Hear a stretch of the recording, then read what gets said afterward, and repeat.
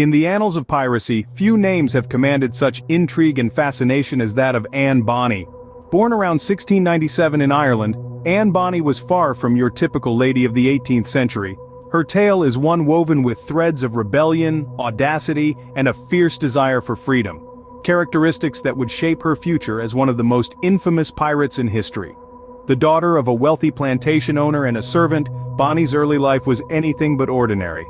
But it was her decision to abandon her family and set sail for the Caribbean that truly marked the beginning of her extraordinary journey. Here, in the azure waters of the West Indies, Bonny would find her calling in piracy, and in the process, become a figure of legend. So, who was Anne Bonny, and how did she become one of the most feared pirates of her time?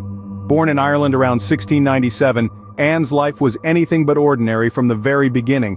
The illegitimate child of a wealthy plantation owner, William Cormac, and his servant, Mary Brennan, Anne's early years were marred by scandal. Cormac's affair with Brennan led to his social rejection, forcing the family to relocate to the New World.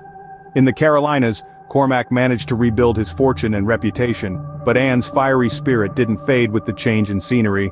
The young Bonny was known for her strong will and quick temper, traits that often put her at odds with the societal norms of the time. She refused to be confined by the expectations of her gender, a defiance that was evident in her fiery red hair and fierce independence. It wasn't long before Anne's rebellious streak would lead her to a life of adventure and infamy.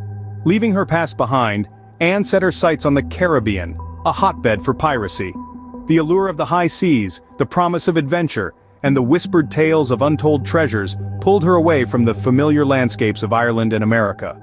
The Caribbean with its sun-drenched islands and azure waters was a world away from the life she had known. But it wasn't just the beauty of these exotic lands that drew her in.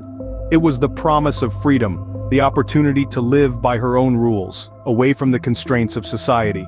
And so, Anne Bonny stepped into the world of piracy, a world where the daring thrived and the faint-hearted faltered. She was drawn to the lawless life on the high seas, a life that promised danger, excitement, and if she was lucky, riches beyond her wildest dreams. In the Caribbean, Anne would find more than just a new home. She'd find a new identity. It was here that Anne would meet the notorious calico Jack Rackham. Now, who was this man with the colorful moniker? John Rackham, better known as Calico Jack, was a flamboyant pirate known for his love of brightly colored calico clothing. His charm and charisma were as famous as his audacious exploits on the high seas. Their partnership, both romantic and professional, was as unconventional as they come. Anne, the fiery Irish woman, and Jack, the daring pirate, formed a duo that would send shivers down the spine of many a seafarer. They were a formidable pair, their names whispered in hushed tones in every port from Nassau to Port Royal. Their relationship was built on mutual respect, shared ambition, and an insatiable thirst for adventure.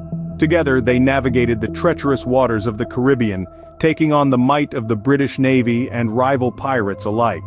Together, Anne and Jack would carve their names into pirate history. With Jack by her side, Anne plunged headfirst into the dangerous world of piracy. This wasn't a world of romanticized adventure and treasure maps marked with an X. It was a life of hard labor, brutal fights, and high-stakes gambles. Yet Anne Bonny was undeterred. She quickly adapted to this life, proving herself in raids, attacks on merchant vessels, and brutal battles. She wasn't content to merely blend into the crew, she wanted to stand out, to be remembered. And indeed, she was. Anne didn't just participate in these raids, she led them, standing shoulder to shoulder with the toughest of pirates. Her fiery red hair became a symbol of terror for many unfortunate sailors, a stark warning that Anne Bonny was aboard and trouble was afoot. Her reputation for bravery was well earned. Stories of her exploits spread far and wide, painting a picture of a woman who was fierce, fearless, and formidable. She could hold her own in a fight, outdrink any sailor, and outwit any adversary. It was said that few could match her in a sword fight, and none could match her spirit. But it wasn't just her physical prowess that set her apart. Anne was cunning and intelligent, with a sharp mind that was as deadly as her sword. She could read a situation quickly, making split-second decisions that often meant the difference between victory and defeat. Despite the odds stacked against her, Anne refused to let her gender define her or limit what she could achieve.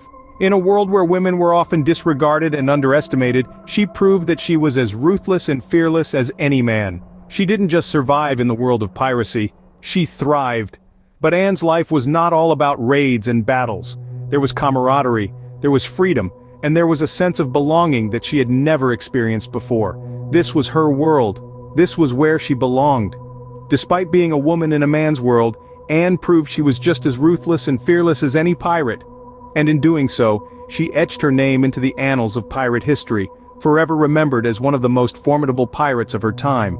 But Anne's reign of terror on the high seas would not last forever. As the sun set on her pirate life, the shadow of betrayal loomed large. It was none other than her partner in piracy, Calico Jack Rackham, who turned his back on Anne. The man who had once stood shoulder to shoulder with her in battle, now chose to save his own skin. In the dead of night, Rackham and the crew, inebriated and caught off guard, were captured by pirate hunters. Anne and her comrade Mary Read were the only ones who fought back, but they were outnumbered and overpowered. Dragged back to civilization, shackles replacing the freedom of the open sea, Anne Bonny found herself on trial for her life. The courtroom was a far cry from the deck of a pirate ship. Here she was not a feared pirate but a woman, a criminal, standing before the stern faces of the law. The evidence was damning. Accounts of her exploits, her defiance, and her brutality were laid bare. Each tale of terror spun by the prosecution was a nail in the coffin of her freedom. Betrayed and captured, Anne was facing the gallows, but her story was far from over. The fiery spirit that had driven her to the life of a pirate was not extinguished. It would burn brightly, even in the face of death, as Anne Bonny's tale took its next unexpected turn. Imprisoned for her crimes, Anne's fate was shrouded in mystery. After her capture and trial, Anne Bonny found herself behind the cold, unforgiving bars of a Caribbean prison. Her reputation, however, was far from tamed. Even while incarcerated, tales of her bravery and defiance continued to circulate, perpetuating her legend. Anne's time in prison was a period of uncertainty, as historical records are sparse. Some say she languished there for years, while others speculate she was released early due to her father's influence or perhaps an undisclosed pregnancy. Yet another theory suggests she managed to stage a daring escape, slipping out of her chains and vanishing into the night. But what of Anne Bonny after her release or escape? The truth is, no one really knows. Some believe she returned to her father's plantation, living out her remaining years in relative anonymity. Others suggest she took up a new identity, continuing her life of piracy under a different name, forever thumbing her nose at the authorities who sought to imprison her. Perhaps the most intriguing theory is that Anne Bonny never really left the sea, that she continued her pirate exploits far from the prying eyes of the Caribbean authorities. This theory, while romantic, is unsubstantiated, but it feeds into the larger-than-life image of Anne Bonny that persists to this day. Anne Bonny disappeared from the public eye, but her legend would live on. Today, Anne Bonny's name is synonymous with the golden age of piracy. Her fiery spirit and audacious exploits have transcended the centuries, leaving an indelible mark on popular culture. From literature to film and television, Anne's portrayal often embodies a fierce, independent woman, unafraid to defy societal norms and conventions. She is, in many ways, a symbol of female empowerment. In a time when women were often relegated to the sidelines, Anne Bonny seized control of her own destiny. She challenged the status quo not just as a woman but as a pirate, commanding respect among her peers. Her legacy serves as a reminder of the power of resilience and tenacity. Even in the face of adversity and betrayal, she remained unbroken, her spirit undeterred. Despite her eventual capture and the shrouded mystery of her later life, Anne's story continues to inspire captivating audiences worldwide. Anne Bonny, a woman who defied societal norms and etched her name into pirate history. From her rebellious beginnings to her mysterious end, Anne Bonny's life was a whirlwind of adventure and defiance.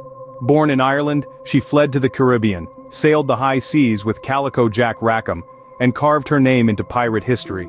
Her bravery, ferocity, and refusal to bow to societal norms have left an indelible mark on popular culture, making her a symbol of female empowerment. In the words of Anne herself, "I am a free woman, and I will live and die a pirate."